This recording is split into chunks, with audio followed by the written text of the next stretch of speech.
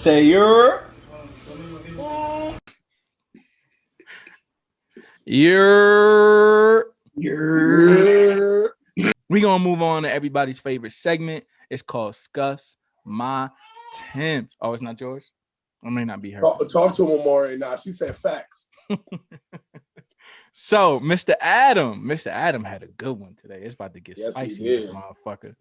Mr. Adam, talk to us. About to get real spicy in here. What scuffs your Timbs, bro? The first one, it's gonna be when people are involved when people aren't involved in the child's lives, and then they get in a relationship with another person who has a child, and then it's more of a parent to the new child in the relationship than they are to their own child, and then the person they're actually dating is okay with that. I just don't understand how people can be cool with that shit, man. That's a real complex situation, even though it sounds like it's simple, like be a parent to your kid. But that's a real complex situation because it's not I don't want to say it's not a common one, but it's not like a run-of-the-mill shit you see every day. But they wrong as hell. Like, bro, take care of your kids. You put these kids on this earth, guess what? Be a parent to your kids, no matter what the situation is. Like, I don't think any of us in none of the good noodles can always say, oh, we've been a perfect parent, but at least we've been present. You know what I'm saying? Like, we've been there. So, bro, I'm gonna tell you right now that you're right, Adam. That shit really do scuffs my Timbs, and it really pisses me off. I just don't understand how you could, like, especially like people who didn't grow up with their parents, like let it be fathers, mothers, or their parents died, or like something crazy fucking happened, and then you out here like 20, 30 minutes away from your child, and then you ain't even being involved with their lives. But then you end up and be involved with another child's life. That's just crazy to me, bro. I have the blessing that my youngest literally lives 10 minutes away from me. My oldest lives in Texas, and I'm telling you, if I had a teleport machine, I would spend every day with both of them, though.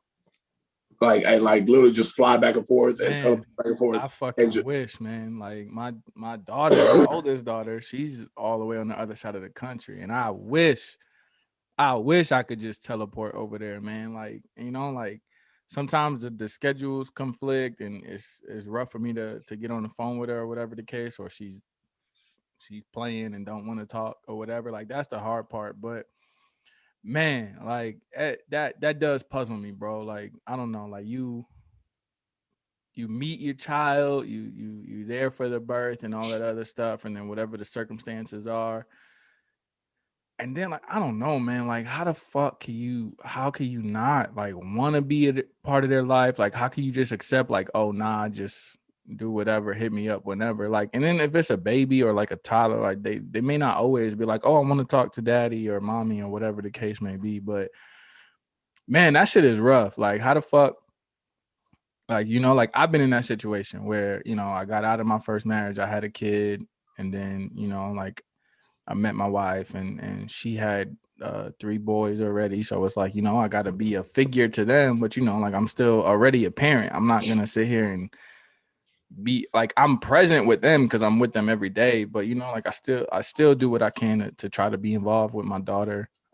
It's tough when I'm in Cali and she's in North Carolina, but it's like fucking, like, you still gotta like make a fucking effort. You know what I'm saying? Like, the fact that people, like, they just kind of forget.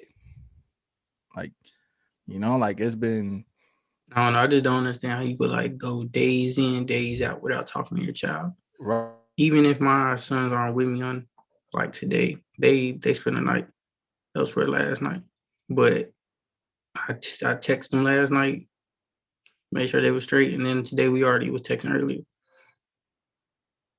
But I don't know. I can't deal with that shit, bro. Like,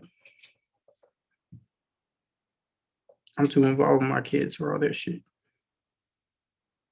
Right, fam. Like, I'm telling you, like, I don't understand how people can look at their child and literally not want to be involved, bro. Like, I may be whatever y'all want to call me. Like, I'm an asshole sometimes, but when it comes to my babies, and y'all can attest to this, bro, like, I'm soft as mush, bro. Like, I love them kids, bro. Like, how can you make a child look at it and then not want to be around it? Yeah. I really do not understand that concept, bro. Like, bro, like I look at Manny and I'm like, yo, you're a living, breathing, walking human being that I made. I look at Isaiah, yo, Isaiah started karate. He over here kicking what's it called, bags and doing all this stuff. And I'm like, bro, you came from me. Like, how can I not love you? You know what I mean? You know, like that's like Luna. I don't know. I look at Luna and I'm like, bro, like I made you. Like I made you with your mom and like I watched you, I watched you take your first breath and I was there at your birth and this, that, and the third. Like, like I see that and I'm like, how the fuck do parents do it where they're just not there? Like, it's puzzling. And let's kill the stereotype right now, because it's not just men that walk away. It's women too, bro. There's women that walk away from their children. There are, or they quick to pass it over. Right. So like I'm telling you, bro, so I missed, I think we've talked about it before. I missed my oldest, Isaiah's birth, because I was deployed doing fucking Freedom Warrior shit and I couldn't come home. Thank you for your service. Shut the fuck up. I missed that. Bro, you want to talk about somebody when Manny was born in that motherfucker boo-hooing? Yeah. Like you was talking about when the onion cutting ninja came through? Bro, that motherfucker is fast. Yo, bro. That motherfucker's quick. I cannot control it, bro. Like every time I would go to speak. What's that game? Was the Fruit Ninja? Yeah. Yo. I'm telling you, boy. All in Isaac's face. I thought I was done, and then my mom called me to ask me how things are going, and I was like, "Yeah, mama." Bro, I couldn't control. Like, yo, I was straight because like when you there for the birth, like sometimes like things go from 0 to 100 real quick. Like, oh yeah, everything's fine. We're still waiting. Oh shit, baby's here. Baby's coming. Like, let's go. No, so I fell asleep on that little uncomfortable ass little couch they give you. My shit was pretty comfortable. So no, are you talking about the one in the delivery room or in the mommy and me room? Because the one in the delivery room wasn't that bad. It was still uncomfortable. Well, both of my daughters, the delivery room was very comfortable. Okay, so bro, I had fallen asleep, right? And I just remember getting woken up by one of the nurses going, "Your son's coming." And I look up and Amber, all I see is Amber's face, and all I see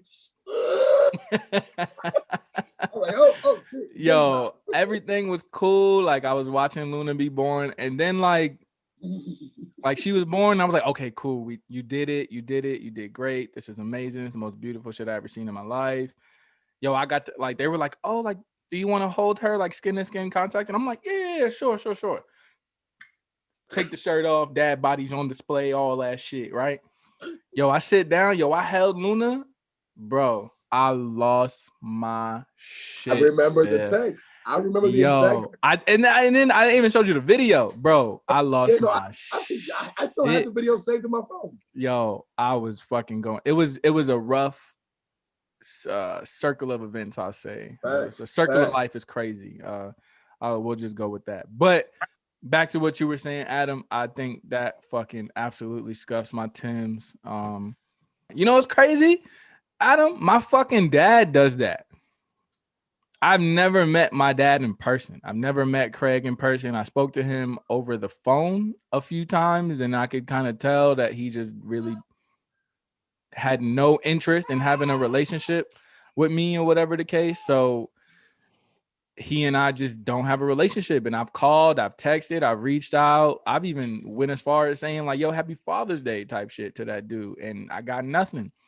And it's fucking crazy because when I spoke to him, he was like, yeah, like the person I'm with now, like she has kids. So like I've been raising them or whatever. And like it took a lot of strength for me to be like, oh, so you'll raise them, but you won't fucking return a phone call when I'm calling you. Like it's just a phone call. I'm not asking you for money, time, time, a little bit of your time, but like I'm not asking you for money. I'm not asking you to be on your will. I don't give a fuck. So I was talking the other day, bro. Like time is the most precious thing we have in this world, bro. Like all that money, houses, cars, that shit don't mean nothing, bro. Like your time is the most precious thing you have. Like that's a fact. Giving somebody your time is more precious than any amount of money. It doesn't matter. So it's rough. I think that was a good one, Adam. Okay, so Thank you, Mr. Adam. That was a fucking.